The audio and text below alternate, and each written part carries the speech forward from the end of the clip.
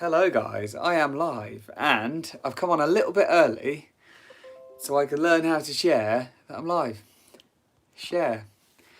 Let's go to Twitter. Oh, there's someone here already. Not sure if you can hear me now. I'm back live. Sorry, I'm just sharing all the stream, so get a few more people along. Hope whoever that is, they are good. Share. Sorry about that, guys. We're back. I'm back live. So, yeah, I was just sharing the link. So it was all like, I'm crashed. So I'll give it a few minutes for people to turn up. And while I'm doing that, I'm going to work out how to use this YouTube Live a bit. Oh, there's someone here. Hello. So if you've got any questions, please let me know. Live chat is now on. 3 people. Hello, we're smashing it today. If you've got any questions, guys, just ask. I will give it a couple of minutes, let a couple of people get in. Then I'm going to talk a little bit about what's going on with me at the minute, because it's good and it's bad. And just life in general, COVID, work, politics. Okay, maybe not politics. Fixies, which I've been working on tonight, and they're just mind-numbingly annoying fixies. I don't know why, but trying to convert a road bike into a fixie, I haven't really seen done many times. And now doing it, like, I can see why. So if you saw my video yesterday, day before, it's me working on this road bike, and I sprayed it all, looks awesome, put all the fixie stuff on it today. It's just been a bit of a nightmare, really, like chain tensions and all that crap. Like, it's just stuff I've never done before, so I'm going to have a bit of a moan about it, I'm not going to lie. Should we put some bubbles on, bit of dance party? Nah, that'll do, there we go. So yeah, so anyway, guys, ask me some questions. Tell me what you're up to. And let's sign up. Luke, how are you, mate? Yeah, mate, Luke, this is a nightmare, mate. Like, trying to turn this bike into, not a fixie, but a single speed. It's just awful, you know, like, Sean, how are you, mate? You good? Riding much? How did it go the other day when you went out with Velouz? Ian, you're not late, mate. Don't worry. I'm just first few minutes, just letting like kind of people get in, that kind of thing. And yeah, I'm going to talk a little bit about, like I said, what's going on with me, that kind of thing, because it's a bit like, it's a bit annoying at the minute. But the doctors, they actually think I've got something called hypothyroidism, which is it's not very nice actually. I never felt it coming on, but they think I've had it for a very long time, which is a shame. When I say a very long time, I'm talking about a year. So that could be, that's it. Yeah, it was so it's not ideal, but basically it means that my body doesn't produce enough of a certain hormone in my thyroid. Well, it's actually 2 hormones, T3 and T4. And that basically means I'm not converting my food into energy very well. And when I'm doing something like what I'm doing, this is a big problem. The cause of it, I don't really know. There's not really many scientific studies which like say about how it actually starts. So that's a bit of a nightmare, but it could be because I've been in such big deficits over the years. I don't know, but it just means like the actual problems that it gives me is I feel really tired all the time. My recovery takes a lot longer. You know, you struggle to concentrate when you're tired, and it makes that really annoying. Your metabolism slows really down so quickly, and you can gain weight and stuff like this. Hi Chelsea, thank you for the advice recently. And yeah, so it's not ideal. It just means that basically I have an underactive thyroid, which is common, like, but you know, it's not so much, I think, with, you know, I wouldn't have thought so much with someone my age, you know, but it's good. So I'm going to get it fixed, but I've got to go back for some blood tests later. So, but it's kind of been a bit of a crazy day today. Like, I've been annoyed at a fixie, life is life. But anyway, guys, ask me some questions. You know, let's get on the questions. But I have to, you know, shout out Chelsea. Thank you so much. You know, really put my mind at ease after talking. Really good. Okay, more importantly, Sean, yeah, how did it go, mate? Like, how did you find riding in a group? Were they nice? Like, I saw the picture and I was just like, yeah, he looks like he's having fun. You know, so yeah, was it good, mate? Should I join? You know, I'm a bit of a state at the minute, but I will join. I want to. Ian, we'll have to be in isolation. I was finally able to get my bike. It's 22 miles. Happy days, mate. Where did you ride? Anywhere good? Anywhere fun? Yeah. So no, it's been a It's been okay. I found out today that I'm not sure if I'm allowed to tell you guys this. I haven't really spoke to anyone else about it, but bought a house. That's good news. So that all went through today. Luke, pros and cons between the Ritchie and the Linsky. I don't want to get in trouble for like saying the wrong thing. Okay, so the Linsky, the biggest difference between the Linsky and the Ritchie was actually there's so many differences between the Linsky and the Ritchie. So the first one being, let's talk about the Linsky. Obviously that's titanium, so that's one difference. Do you know what, actually, I'm going to be brutal about Linsky now. Like, I'm going to be absolutely brutally honest. So I had a lot of input in their bikes because they originally helped me out with a Linsky Sportive, and I found it very aggressive. And it's a road bike which you lean over quite a lot on, but it's actually kind of was designed for comfort. Then they got onto the gravel bike scene and they basically made a road bike with bigger tyre clearance. And I said, no, that's, I think you could change that a lot. Then I had some input. They made a difference, like they made some improvements and it went down really well. So firstly, the Linsky is titanium. So it's a little bit lighter than the Ritchie. It is made to be a bit more aggressive. So, the head tube at the front, you get different stack height on your head tube. It's tapered. So tapered means it's like inch 8 at the top, an inch and a half at the bottom. So it comes out like that. And you'll see a lot of new bikes are like this. They're tapered head tubes.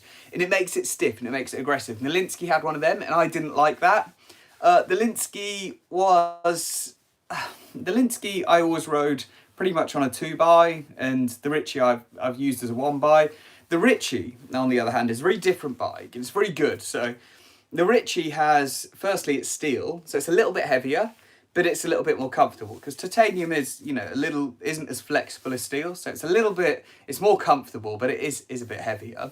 The next thing is the head tube. Instead of having this tapered head tube, so smaller at the top, bigger at the bottom, it's got an inch and an eighth straight. And what that does is having an inch and 1/8 straight. So you've got your top tube here, your head tube here, and then obviously you sit here. So when you're going along, having a smaller head tube which is straight offers more flexibility, and also the geometry. So imagine yet again, this is where you sit, this is your top tube, these are your handlebars. With the Linsky, for the height I needed here, it was too far this way, but with the Ritchie, it's back nice there, and then it's got longer at the bottom. So it's a very long bike, the Ritchie. The Linsky had a longer reach, so I was leaning further forward, but it was shorter. The Ritchie has a shorter reach, but it's a longer bike.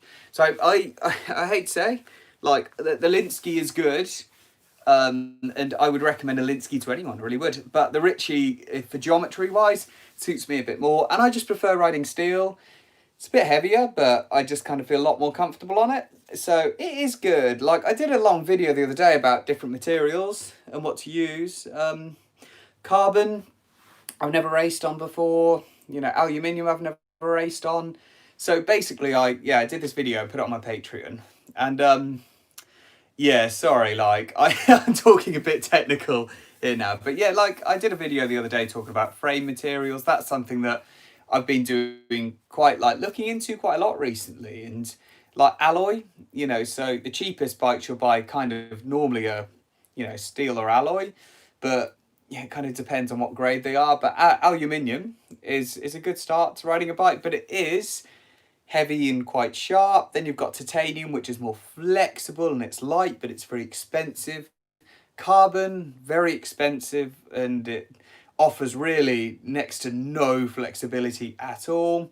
Then you've got steel, which is heavy, but it's very comfortable. And normally steel frames aren't too crazy to buy.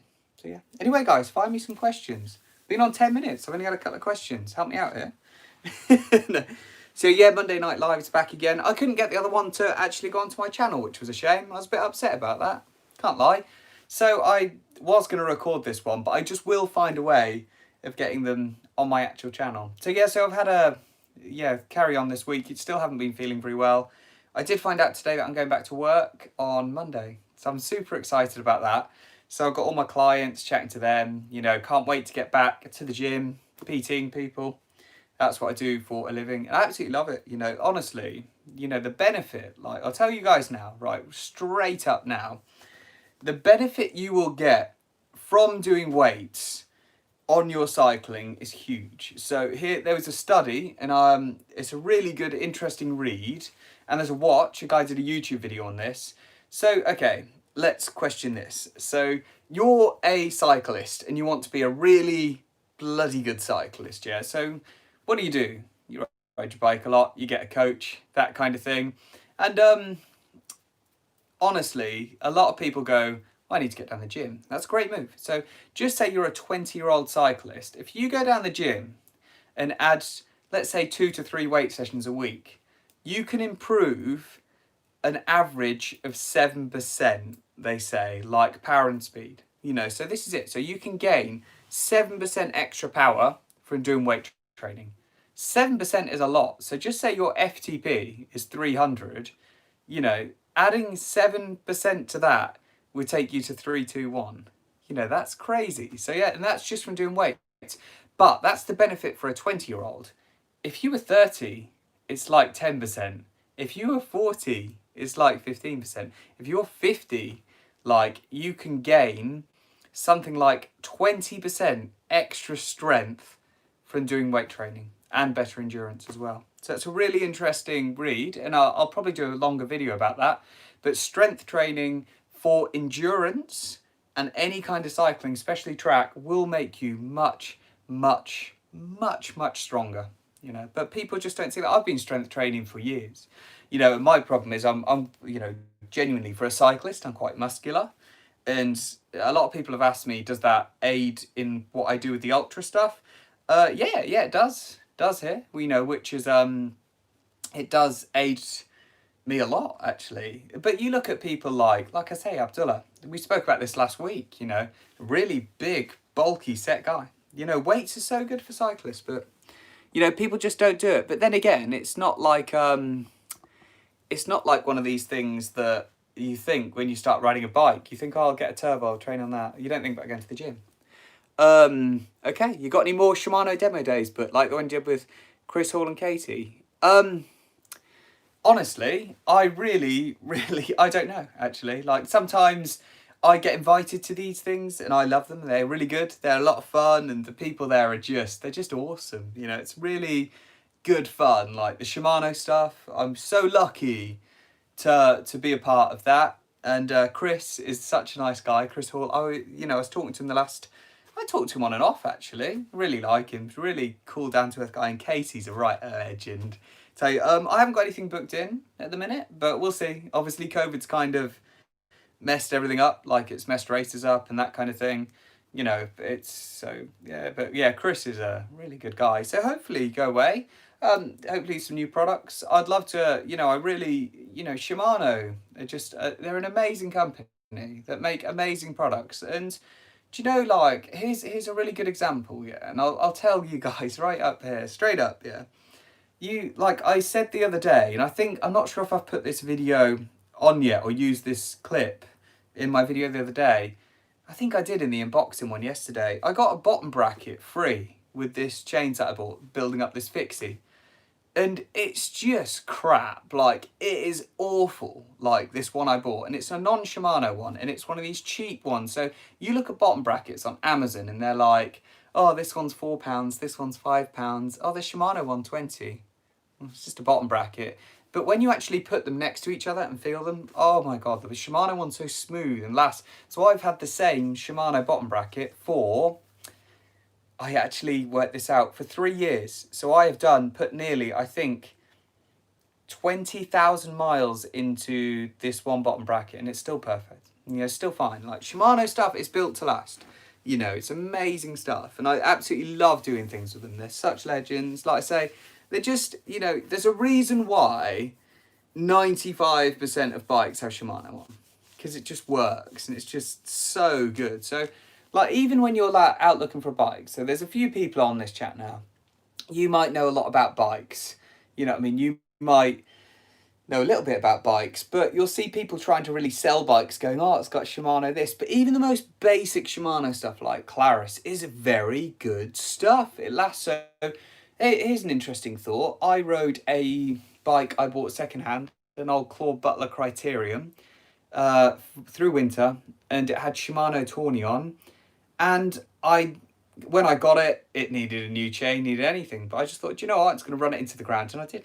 And I used that heavily in winter for 3 or 4 months, putting in probably 200, 300 miles a week, absolutely destroying it on the turbo.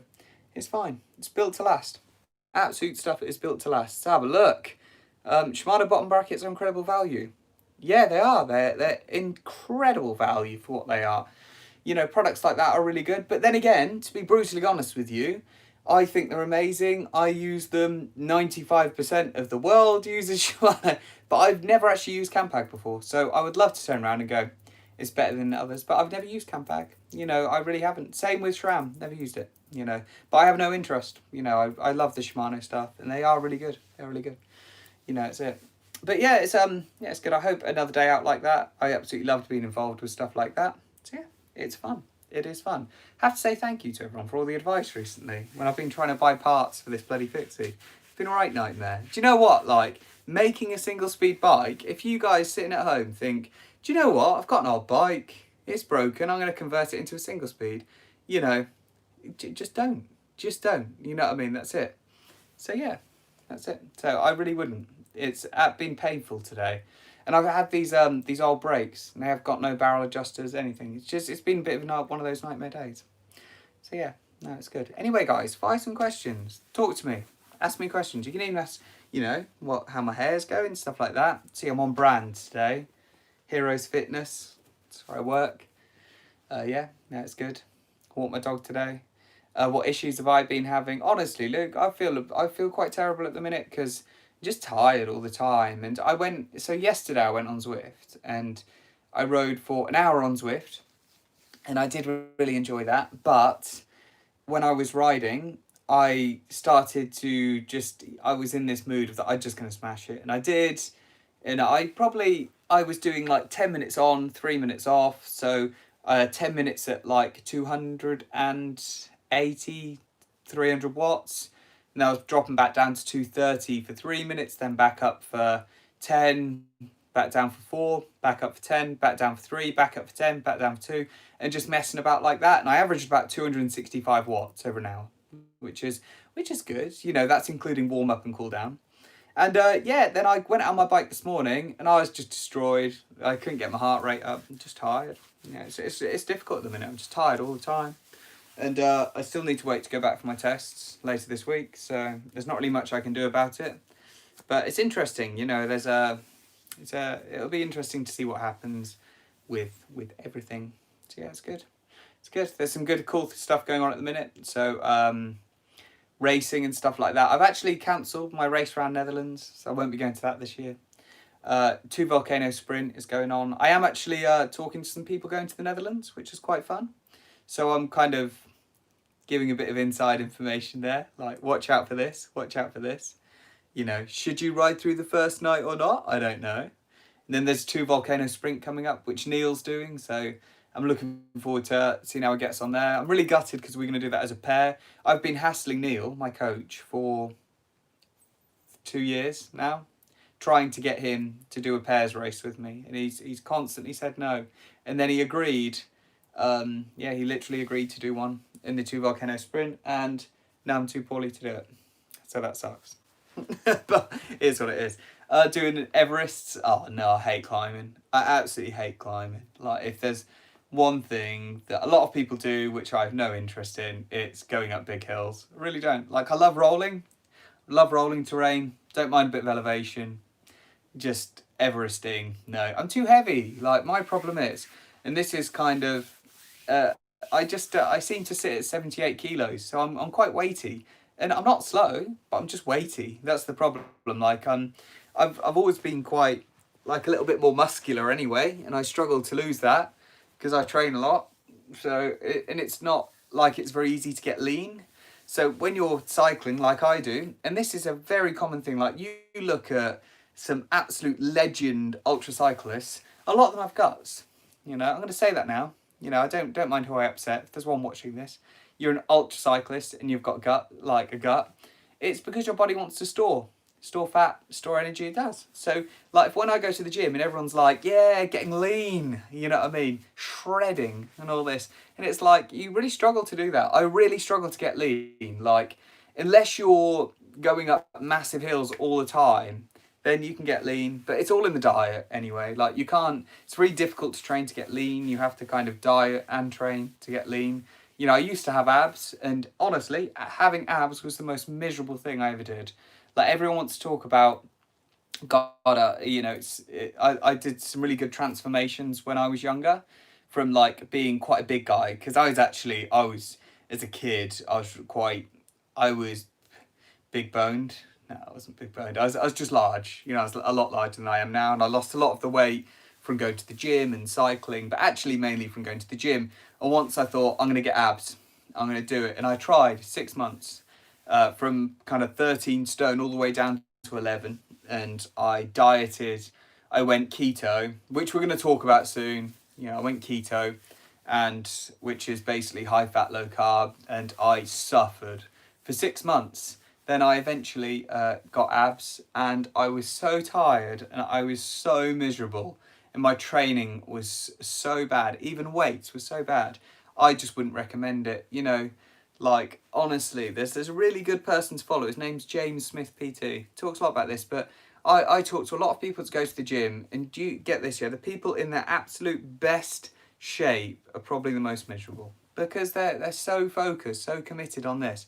You know, the best I've ever looked was the most miserable I've ever been. I don't mind being a little bit more chunkier and having a bit more fun. That's it. But it's the same with cycling. Like, if you really apply yourself to be the absolute best, you're going to be training on your own all the time. You're going to be looking at heart rate. You're just going to be sitting on Zwift. You probably won't have that much fun. Like, I'm going to be honest with you on that one. You know, but if you, like recently, ever since I knew that my races are out the window, I started going riding with people. I've loved it. It's been great fun. You know, it's just taken all the edge off. And now I don't need to worry about my weight going up and down. I don't need to worry about if I'm eating enough protein. It doesn't matter anymore. You know, I'll still stay fit. I'm still going to keep training. If you look at my Strava, you'll see that I'm still going out on the bike all the time. But honestly, like the only thing I'm looking at is my heart rate, just to kind of see where I'm roughly at. But honestly, like even though my record's been cancelled, my races have been cancelled, I still train. Like I enjoy training, but I'm just gonna drink a lot more coffee when I train and stop a lot more. That's it now.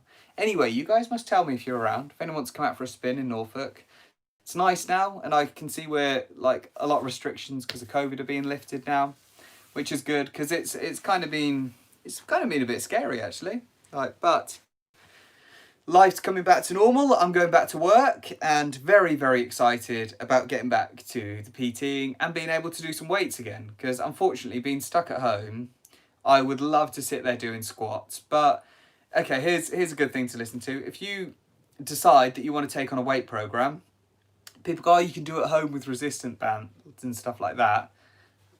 BS. Like honestly, guys, just join a gym. You know, join a gym, get the proper equipment. So many people I see go, oh, I'll do it at home, you know, with rusty kettlebells and stuff. Just join a gym. You know, go on proper leg presses, do proper curls, you know, like proper extensions. There is, you know, like there is no substitute for that. So as soon as we went into lockdown and they shut all the gyms, everyone was like, oh, you're going to get some stuff to do work at home? No, not interested at all. Yes, I'll get a roller to do some core, but that's it. Because the roller's the best thing. If you want to get good core strength, buy a roller. You know, in my opinion, learn how to plank, buy a roller. That's it. Like core work is vital. But like the reason where I got a lot of my strength from was actually doing stuff like leg presses. You'll probably, if you talk to a trainer, if you look on YouTube, search, what should I do to cycle well in a gym? It's going to say leg press, leg curls, leg extensions, squats, lunges, deadlifts. There's 6 things. Firstly, like, although there's 6 things that are very generically people will tell you to do, I personally wouldn't recommend that. You know, I hate deadlifts. I barely squat, not interested in them. Squatting, the issue with squatting, so if you're planning on doing weights, so I'm going to kind of go on to, if anyone's got any questions, please ask me. But yeah, I'm going to talk about weights and cycling. Like if you go to a trainer and like, make sure you go to a trainer that knows about cycling. Do not go to a generic trainer and say, I want to learn how to cycle well. Because they will just give you, oh, squats, deadlifts. Oh, yeah, jump on this, mate. You want to do this? No. Like, honestly, like, so many people, so many PTs get it so wrong. They're like, oh, no, you need to do this because I read Chris Hoy's program a while ago. BS. If you don't know what BS stands for, it's bull. Yeah, I can't swear because that's annoying. But yeah, like honestly, you need to be doing like concentric holds and stuff like that. So where you go like instead of going 10 reps, you want to be doing like 3 or 4, then holding and that kind of thing. It's a really interesting thought, but the best cycling benefits I've found are from working from very different to what any trainer has ever told me to do. And it was stuff that I learnt myself, about, promoting your body to, deal a lot better, with doing weights. So when you go to a trainer and they go, 8 to 10 reps, forget it. Like that, you don't want to be with that trainer. You want someone who's going to give you really dynamic, good stuff for cyclists. And the only people that are probably going to do that for you are people that are cyclists because they know how to train that feeling. So that's important. And we did touch on keto earlier. Anyone's considering doing keto, high fat, low carb for cycling? Francis K did a really good video the other day. I want to tell you that I watched it, but I haven't got around to it yet. Kind of just been a bit busy with life. But from what I read about it and what a friend told me, the going thing was you'll get a lot of benefit out of being in zone 2 and keto. And yeah, you will, but anything above that, no point. Really is no point. There is some good diets for cycling. Some people do, there's high fat, low carb, high carb, low fat. That's a good one for cycling because you get a lot of energy from that kind of thing. I think I wouldn't worry about your diets though. Like, that's such an easy thing to say. What I would recommend to do is not necessarily worry about, I'd recommend 2 things. So if you're dieting for cycling, 2 things to think about. Firstly, calories. Secondly, protein. So calories, get the right calories. So if you make sure you know what you're burning. So, and the reason I say this is Zwift and stuff is if you're using a power meter and a heart rate monitor, yeah, and then you go on Zwift and it's got all your correct details, your height, weight and all this, those calories will be pretty bang on. And I'll tell you that now, like I know that because I know my body pretty well. So they'll be pretty much bang on. So just say you're doing that, you're training, playing Zwift, you go out and your Garmin says you're doing 500 an hour for a zone 2, perfect, So you know how many calories, like the first thing to think about is learn how many calories you're burning and that will really help. And then when you know that, you need to get in a deficit to lose weight. So a deficit means less than what you've burnt that day. So your standard maintenance for a male is 2,500, for female 2,000. So you need to be less than that, but you only need to be a little bit less. If you're too deep, then it's not going to help your weight loss because you'll end up just binge eating. So yeah, so that's important. And the only other thing I worry about is getting your protein in. So you need 1.5 grams of protein for every kilo you weigh. Yeah. Did you get that? 1.5. So I'm 78 kilo, like I said earlier. So I roughly need, 1.5. So let's say 70 times 2, like 120 grams of protein a day. The only things I worry about are what my calories are doing, whether they're bang on, I'll maintain a weight, whether they're lower, I'll start losing weight, if they're too high, I'll gain weight, and protein. 2 things to worry about. Like, eat what you want. Even if you wanted to just eat Kinder Buenos and protein shakes, go for it. Calories are calories. I would recommend vegetables and a good diet, but like if you're getting confused with dieting and one person's going Slimming World, paleo, keto, 5-2, honestly, just learn how to track your calories and manage it. And I'm going to do a video later this week talking about MyFitnessPal, which is an app which you can count your calories on. You just put your food in, or just say you're eating a bag of crisps. On the back, barcode, scan it, bing, puts the calories in for you, and just judge it on the day. That's a really good way. Like, I get asked a lot about how to lose weight in cycling, And do you know what? That's all I'll tell you. Get your protein right, get your calories right. Try not to let your calories be down more than 700 a day. So if you go out and ride for 10 hours, so for me, for example, if I go out and do a 10-hour ride and I burn 500 calories an hour, for me, that's obviously 5,000 calories. That's a lot.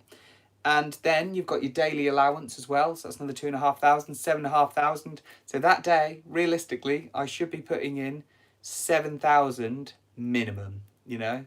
Or sometimes I'll put in 5,000 and maybe put a bit more in the next day. But I'll still know when I've woken up feeling a little bit terrible. And then, you know, I think going back to this problem I'm having at the minute, this hypothyroidism, I genuinely think, and yeah, call me crazy, guys. So basically, I think because I've spent so long over the past 7 years in these big deficits from all the cycling I've been doing and not fueling properly, I genuinely think I've ruined my thyroid over it. I think if I was to say, like, I know my body fairly well, and I've read some interesting studies of what other people have said in similar situations to me, and they all have abused themselves for not eating enough and doing big endurance sports. So I genuinely think my issue and why I kind of have broken my own thyroid, or might have broken until I get my test results back later this week, I don't know, might have broken my thyroid, I think is due to a lot of undereating for the past 7 years and pushing myself too much. And that's a real shame. And yeah, it's unfortunate, but that is what it is. You know, so maybe I'd love to talk to people and understand other people who might have, you know, hypo or hyperthyroidism, and see if maybe they've done the same thing. But from what I'm reading, it's not uncommon for people who do really big endurance sports to end up damaging and having bad hormone levels over their life. So it just goes to show, here's the moral of the story: eat right. You know, just get your calories right and eat right. I haven't been for a while. And do you know what the worst thing is? I'm a personal trainer. I should know better. But I struggle a lot mentally with my weight as well. And I'm sure there's a lot of other people in this chat here that actually does. You know, so it's very interesting. Ever closed your eyes for a quick 20-minute nap and woke up during a race 5 hours later? Yeah, kind of. I was really ill in Peru in some really high altitude, and it was horrible.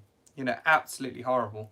And I got really altitude sick, and altitude, it picks its victims. You know, some people are great with altitude, others aren't. And if you plan to go to a high altitude race, go out a week early and get used to it. It's best advice I can give you. And that came from Neil from Turn Cycling. Yeah, so I got really ill, was going to sleep in a barn for like 2 hours. So I found this little barn, thought I'd sleep there. It was at 4,000 meters high, so I was very high. I wasn't acclimatized properly. I went to go to sleep for 2 hours. I woke up 12 hours later, and at night it was getting down to like minus temperatures. So I was very ill, and I was in a bad way, very bad state. The next day I woke up, no food, no water.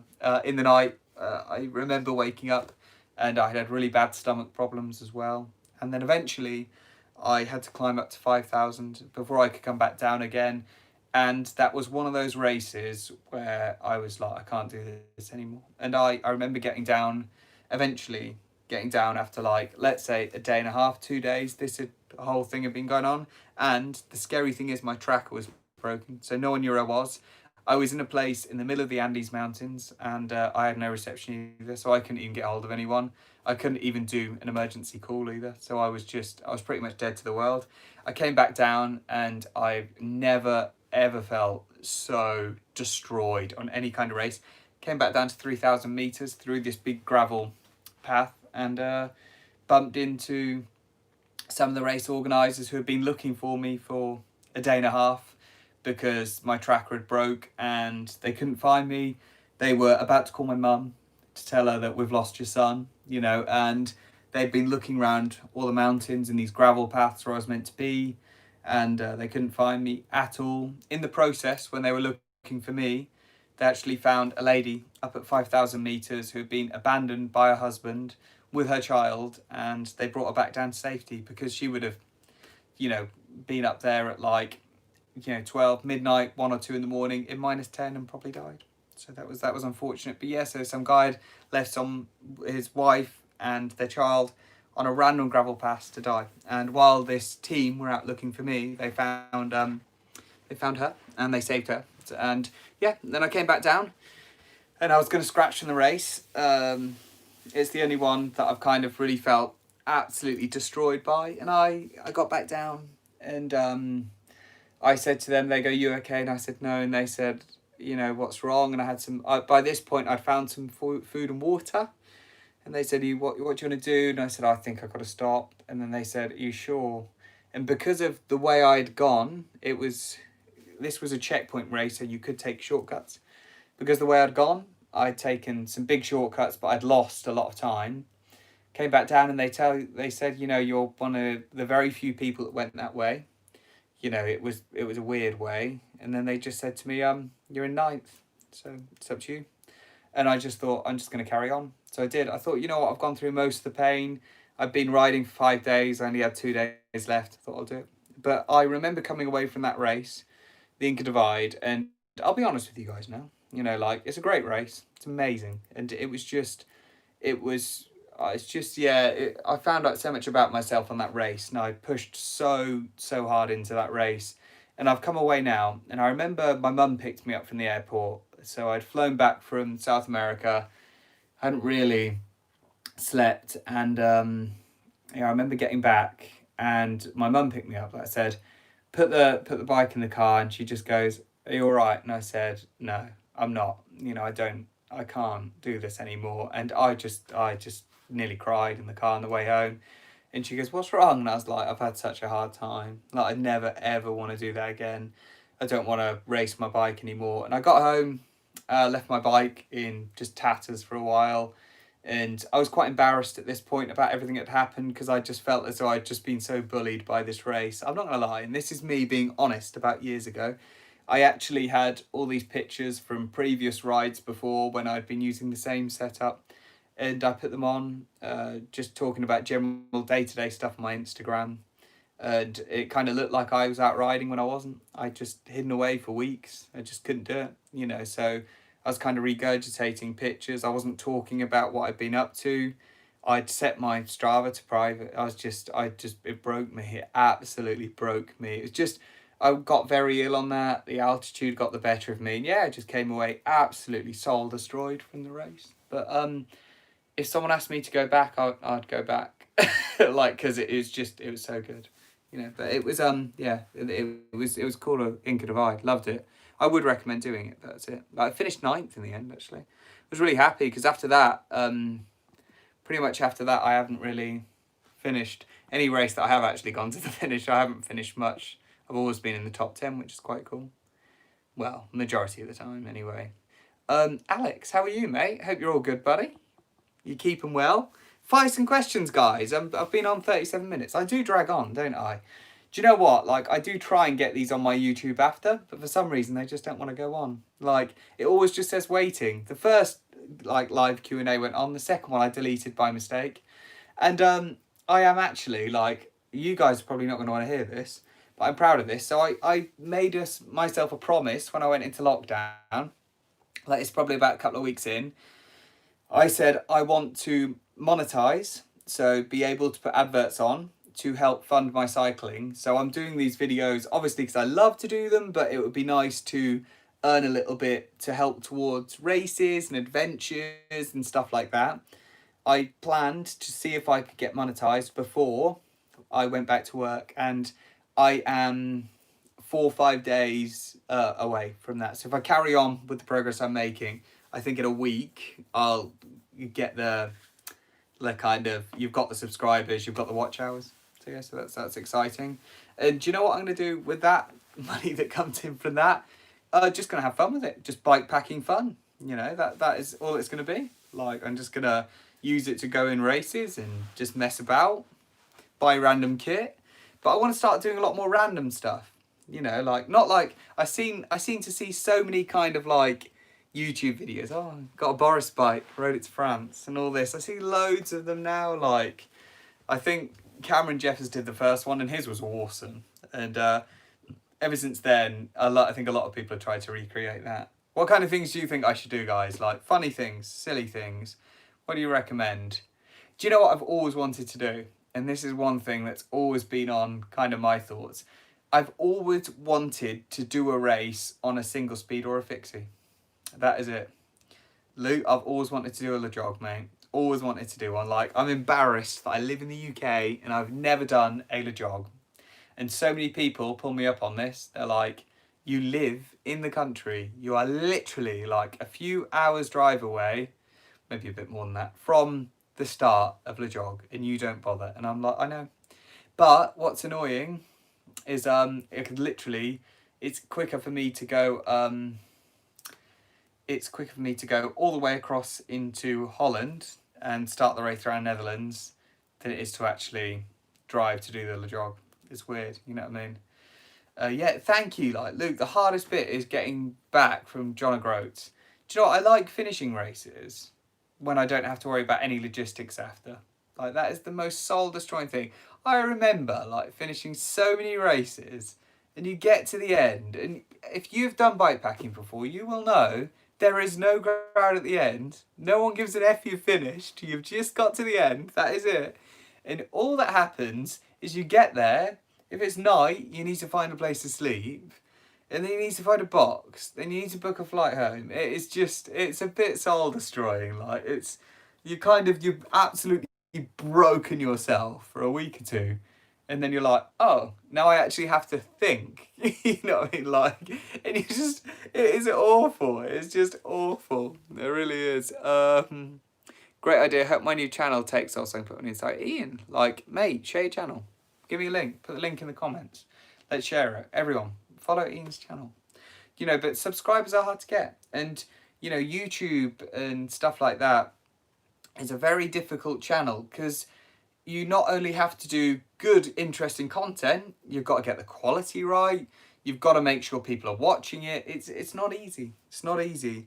But and as you guys know, I've got like quite a few followers on Twitter, quite a few on Instagram. And the algorithms changed on Twitter a long time ago, and Twitter got terrible. I'm going to say that here.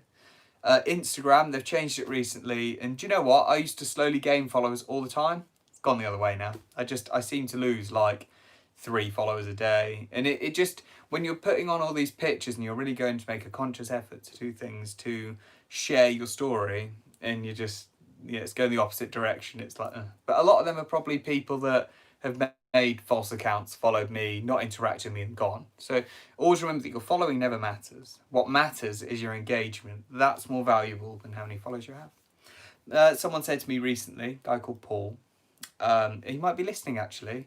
Hello, Oz, how you doing? Did I say that right? Sorry if I didn't. Hello, Oz. How are you? Yeah, a guy called Paul said, Robbie, I'm not sure, should I start a channel? And he'd literally stopped me on the side of the road. You're Robbie, aren't you? Yeah, Mum. Should I start my channel? I said, yes, do it, mate. Just do it, mate. It's the best thing you'll do. Like, share your story. You know, even like I've had some really interesting adventures, done some really good stuff. But honestly, anyone's story, day-to-day stuff. Like, people, I love to, when I watch YouTube, I don't watch, oh, this person went round the world. Not interested. Do you know what I really like? Watching stuff like Francis Cade, day to day. You know, and like what I try and do on my channel is I love to talk about day-to-day stuff. So I like to share videos of me fixing bikes, unboxing stuff, just general going out riding, having coffee. You know, you guys will get the videos of me going on my adventures, but you know, I unfortunately, like, I've said this before, I earn nothing from like the YouTube at the minute. I earn nothing from like my cycling. I am supported by brands, but I don't take a single penny for what I do. So to go on all these adventures and stuff is difficult, but I don't find it that interesting. So many people are going away and racing and GoProing it. You know, you don't get much quality from a race. Day-to-day stuff when people go out on their bike and they're drinking coffee, I prefer that kind of stuff, and that's what I'm trying to do with this channel. So that's it. Did I approach brands or did they approach you, Richie? I approached, I've been approached by a couple of brands, I'm not going to say who, but the majority, I approached them. You know, even people like, you know, Shimano, I approached them. You know, even people like, let's go, you know, Linsky, I approached them. Even, some people you meet through other brands, but realistically, all the brands I work with, I've pretty much approached them. Oz, I'm from the UK, Kings Lynn, Norfolk. What time is it here? 8 o'clock at night. So it's nice. So so I approach the majority of my brands. So if we talk about getting sponsorship, there's an interesting one. Honestly, the best advice I can give anyone who wants to get sponsored is you need to be passionate about your brand. Like, so here you go. So let's keep it simple. Let's talk. Someone name a brand for me. Name a brand for me. Come on, guys. Name a brand, and I'll tell you how to get into that brand. Like literally. So come on, guys. While you're sitting there on your keyboards, on your phone, please write a brand there. Let's talk bike packing. Continental. Great example. Look. So Continental. How are you going to get in with Continental? That's really like Apidura. There's a good one. So honestly, let's talk about Continental first. Like, if that was me and I was trying to get in with Continental, I would send them a message and I'd just go, "Hi Continental," to their email, not to their message on social media. Sod that. Make an effort. Go to their website, find out who, like, the customer service is. Literally dig in that way. Yeah, and I'd literally find out who you need to contact, and I'd send them an email saying, "Mate, marketing would probably be the people I'd go with." I'd just say, "Do you know what? I've been using GP 4000s for years. I absolutely love the tyres. They're amazing. I am going to be cycling, around the UK. I know there's a guy doing that recently. He's really cool, actually.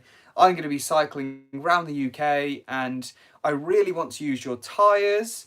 I can offer you, so it's not about what you have from them, it's about what you give back to them. I can offer you, some really good high quality pictures. I will talk about you in my kit list videos. I will mention you on my Instagram. You'll be in all the pictures. And at the end of it, I'm going to tell everyone how amazing your tyres were." So as you can see, I haven't asked them for anything yet. I haven't said I want these tyres. I've literally just listed everything that I can do for them. Apidura, honestly. "Hi Apidura. I love this bag. The sizing's perfect. I go to every ultra race and I see this, this. I'm going to be doing this, or I run this blog, and, I really, I can get you some really good content, video, photos. I'm going to talk about you in the community." And then that's it, you know what I mean? And then goes on shit. I'm going to talk about you in the community, what they want and what they justify. So there's obviously someone in marketing who's got to answer to their boss why they gave, 50 tyres. They can go, "Well, this guy got into the community. He did this, he did that. He went around the world on your tire. He went around the world with these Apidura bags. And, and now he's, giving them to someone else to use." That is it. It's you got to go in with a story and something you're doing, and then you got to tell them what you're going to give them. So many people go, "I've got 20,000 followers, mate, and I want this." You can't do that. You have to go in and say that, and it's about building relationships. Sometimes it's not all about the gear you use. It's about the connection you have with that brand. Here's honesty hour. When I was the Linsky, I hated the fact that although they would help me, and I'm super grateful for everything they gave me, I had no connection with the brand. I had one picture on their website. I hated that. You want to be connected with a brand. You want to be riding your bike with them. And you want to be a part of them. And it's as soon as when you started doing some stuff with Richie, I've got interviews, profiles. We're talking about meeting up. It was great fun, and that's why you do it. Honestly, you don't go with brands that you're not passionate about. Money is nothing in this game. Money is the easiest thing to get. You just get a job and you work. So that's how you get money. You know what I mean? Building relationships with brands is much harder. Much, much, much harder. And I hate to say, Alex put a really good thing here. Then goes to share 20 Instagram stories of him puncturing. Honestly, I get that, but you have to be honest. If I don't like something or it doesn't work for me, I'll be honest about it. I'll tell you guys straight up. I'll just say, I used this and this is what happened. You won't ever hear me talk any bad of anything, but I will just tell you. And here's an interesting one. Chamois cream. Here's a chamois cream. Do you know who I oh god, what do you call it? Yeah, do you know who I spoke to ages ago when I went on a bike tour? And a great product. I'm not sponsored by him in any way. And I'm not associated in any way, but he's such a legend. I'm not sure if he's still around. His name is Charlie the Bike Monger. Anyone heard of him? Please drop me a comment if you heard of Charlie the Bike Monger.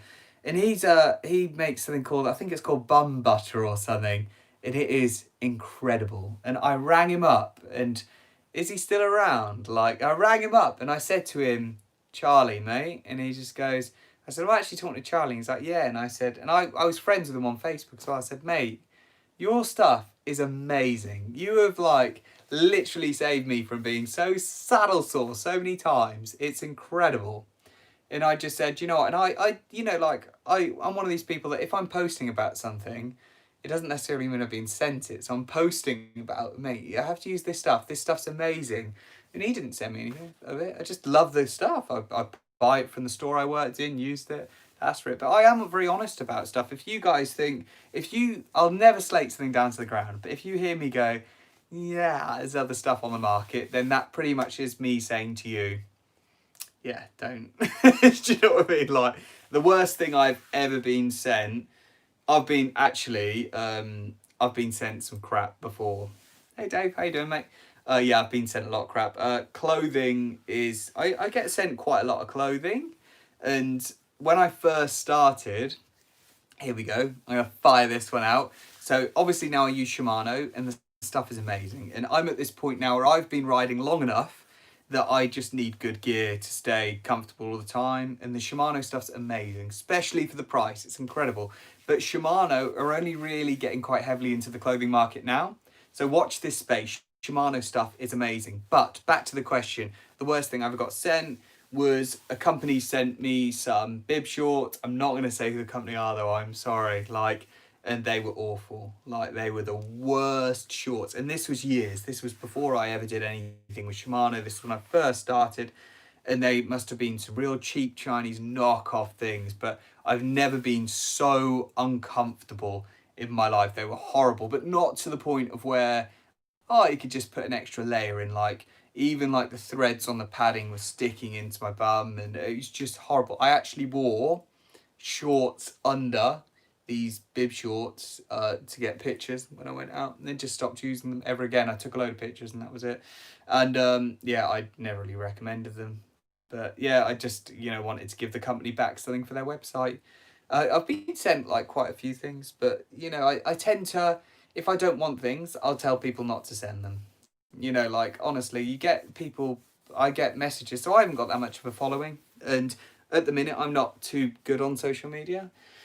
But I get sent stuff all the time, like we want to send you energy gels, we want to send you this, you want to send you that. And if I'm not being funny, if there's stuff I like to use already, then I'd rather just stick with that, and stuff that works already, then I'll avoid it. But, you do get offered like, oh, I'm going to send you these bags, I'm going to send you this.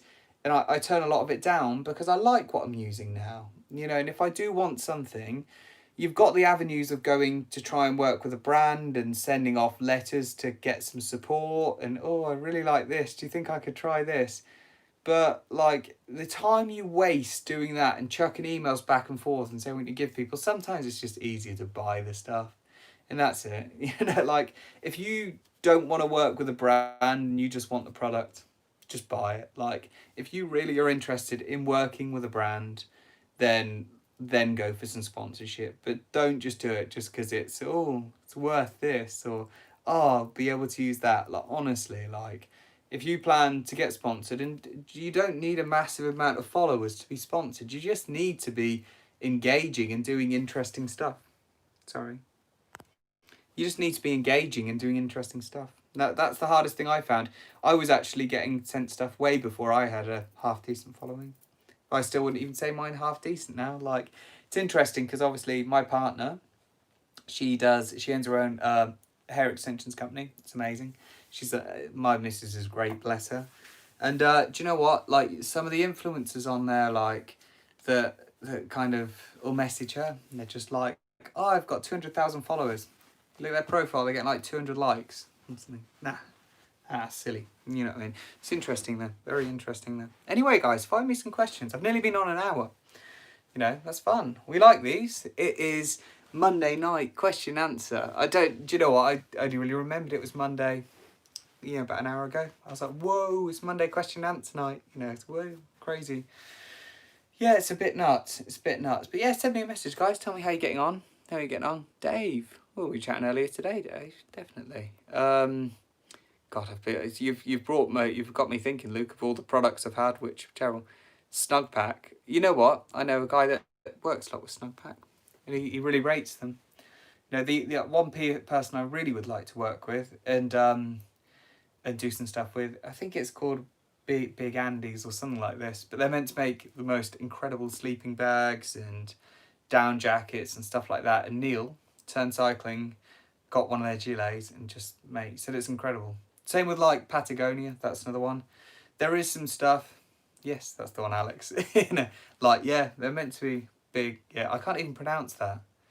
Can someone write how I should be saying that? Yeah, I want to do some stuff with them. They look really good. But I'm at the minute, because I'm not really doing anything interested and I'm poorly. There's, I have to understand that, people might not want to work with me because I'm not really going out and riding every day. Agnes, that's the one. Big Agnes. Yeah, not really riding that much. And yeah, I'd love to be doing some crazy stuff, but unfortunately I get about a good 6 hours of zone 2 in my legs and I'm gone. And there's nothing else left there. And yeah, it is what it is. I'm not too worried about it. I'll get my medication, get sorted, and then start smashing out some big miles again and have a bit more fun. But this year's a write-off for me. Last year was terrible because I had a bad knee injury, and this year COVID hit. So that kind of messed up my year. And then on top of that, I have a thyroid problem. so, honestly, not getting these back-to-back years too well, but like life-wise, it's been very good. Like job, work, that kind of thing. That's it. It's definitely interesting. It's funny, like we talk about sponsorship, we talk about stuff like that, but you'd be surprised how many people ride like this professionally, because there's so few. I see so many guys bike packing and racing, trying to make a living from this, and it's very difficult to do that. Dave, riding to Amsterdam on Thursday, really slow friend. Any tips on maintaining my sanity? Honestly, mate, do you know what? Like, that's a really tough question. I'm unsure. Honestly, I would just go hard up the hills and wait at the top. But then again, like, the issue is there's no hills. Do you know what I mean? Like, that's it.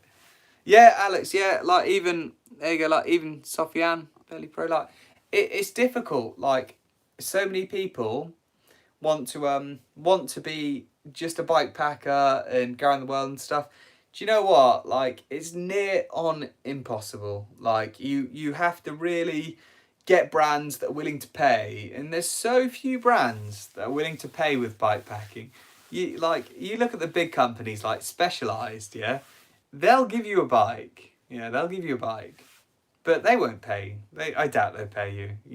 They're too big. They're compared to small bike packers, they're just like, nah, we'll sponsor a Tour de France team. You know what I mean? They ain't going to pay you money.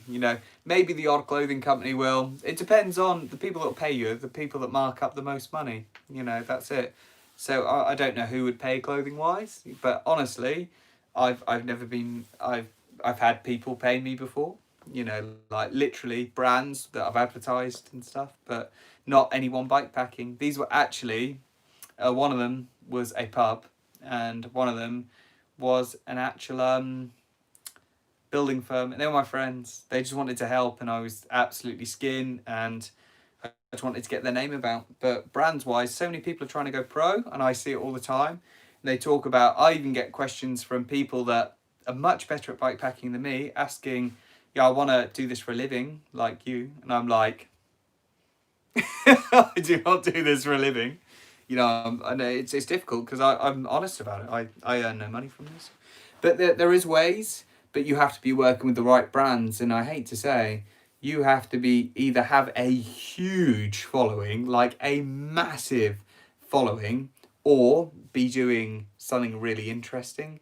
like riding around the world or, you know, smashing records or winning every race, I think that's the only way you'd get paid. Or you must have to be just a really, really nice guy. That's it. You know? So I don't tick any of those boxes, unfortunately, because I'm not that good at what I do. I haven't got a massive following. I'm a limpet on the boat of being a professional bike packer. So I am. That's true. So it's been an hour. If anyone's got any questions, please ask. Please ask, because I'm going to head off in like 5-10 minutes. So if you've got anything you want to talk about, please ask. I do apologise if I've been a bit tired, because today I'm just a little bit like, oh, tired. And I've had an argument with the single speed. That wasn't ideal. Like, that happens quite often at the minute. Let's see if there's any comments I've missed. I'm not sure I just got top comments on. Top chat, live chat, all chat. Hills. Yeah, there's very few hills in Holland, unfortunately. So yeah, is anyone who's listening got any tips about riding with someone who's a bit slower? It's difficult, but I must admit, one thing I am doing, and I'll tell you guys this now. So, have I ever met Steve Abram? I've seen him a lot, because when he was doing his year record, he was passing me all the time. You know, we were always just. He was always, because he was coming out Wisbech way, Cambridge way, which I'm near, and yeah, I'd pass him all the time. I could tell because he had like a little rack on the back with all this food and water in. You know, he had his water bottles on the bike, sorry, and this rack with all this food in on the back. And yeah, he was he's a nice guy, I think. You know what I mean? Hi Robbie, question about your Ritchie. Do you find the top tube cables when we're using top tube bags? Martin, hello. How are you, mate? I get quite a lot of questions. I get a lot of this question, actually. And honestly, mate, no. I haven't got my Ritchie with me. It's downstairs. But no, not at all. So I've used 3 different top tube bags with it and not had a problem. But I'll tell you how I get around it. It's a really simple way, and people miss it. And people make a silly mistake way too much to make it work. So let me find something that I can use as a cable. This is a good example. Sorry, I'm just kind of like in my spare room. Obviously, I'm moving house soon, so yeah, so I'm kind of packing and stuff. Okay, so this is a bit of cardboard. You can probably tell. Okay, imagine this is your cable and it's on your top tube, yeah? So like literally there, and then your top tube sits on the bottom there. And this is the thing with the Ritchie, they run the cable on the top tube. I have spoke to Ritchie, and I think I said to them they should go full cable housing, but this isn't an issue. So your cable sits on the top like so, and then your bike packing strap, you know, goes round and it kind of pulls on the cable like so. You know, so what you want to do is most bike packing stuff, they have like a little hinge where you kind of bring it round. Obviously, you bring the cable, like the strap round, you go into a kind of a little plastic square, and then you come back over again. Does that make sense? Hold there. I'm going to show you with a bag. So please stay there.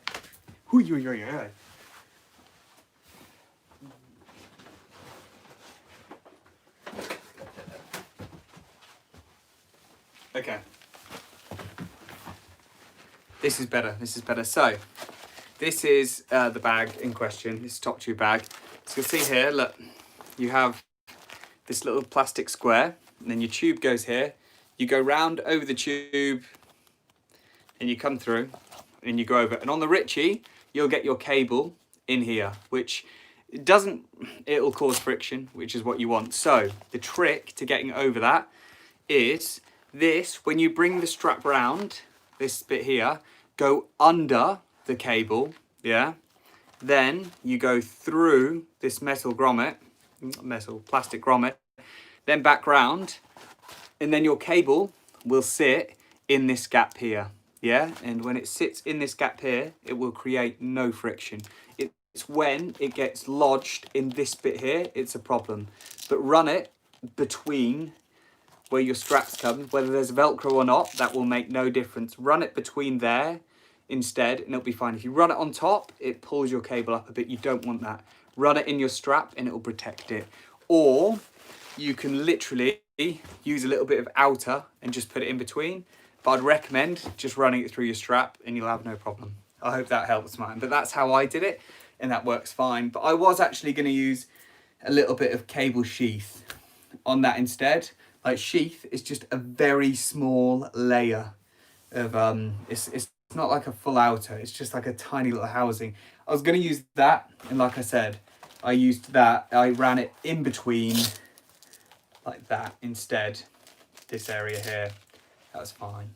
Like, easy thing. You might struggle with other brands. Some brands, literally, you just go like right over like this, and then you go on the other side. In that case, you just need to go straight under the cable instead. But yeah, I don't find the Ritchey gives me any problem with that. It's fine. It's a great bike. I really like it, actually. Like, it's just, the geometry's lovely. And I went from, like, with the Linsky, I was on a medium large. This is a medium. It just feels right. Really good. Just everything's really good. Alex mentioned earlier, I'm not sure if he's still on. I said I wanted to do a race on a fixie or a single speed. Yeah, say bye to your knees. Like, literally, I used to ride a fixie round a lot, and I really miss it.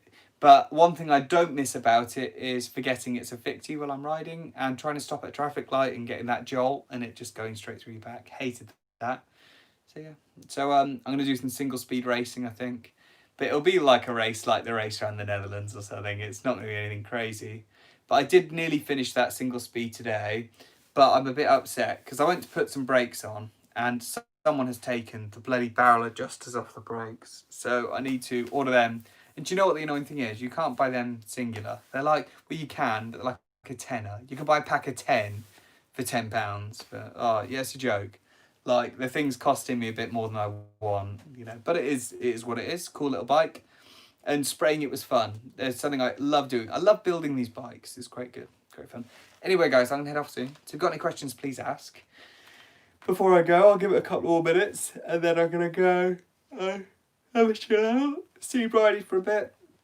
I think probably celebrate. Because, like I say, everything's kind of gone through with our new house today. So fingers crossed we'll move in soon. And I've got a really cool garage, which I'm going to turn into like a gym. So I can start doing videos explaining how you guys can strength train at home with a minimal equipment. So yeah, so that is cool. And thank you for listening, guys. It's been very fun. I know I've rambled on a bit today, but when don't I? If you enjoy these kind of things, guys, give us a like. Monday night Q&As. Give me a like. Give me a share. You know, thanks for watching. You know, watch hours go a long way for me. Soon I might be able to monetize, and then literally I might be able to go on adventures. But I want to be, you know, if I can make this YouTube quite big, I'd love to be someone that was earning enough that I could be giving away bikes and running competitions and stuff like that. You know, like you see people like Mr. Beast and all that. If you've never heard of him before, he's incredible. Ian, maintenance question. Do you know if there is... Yes, there is proper grease for bottom brackets, and it is very different to most. I don't use the right one because I'm a bit cheap sometimes. I just use grease, but there is proper stuff. Like, it's like an anti-seize grease. So if you go into any bike shop, they use... So I've used normal grease before, and I'll tell you now I haven't had any issues.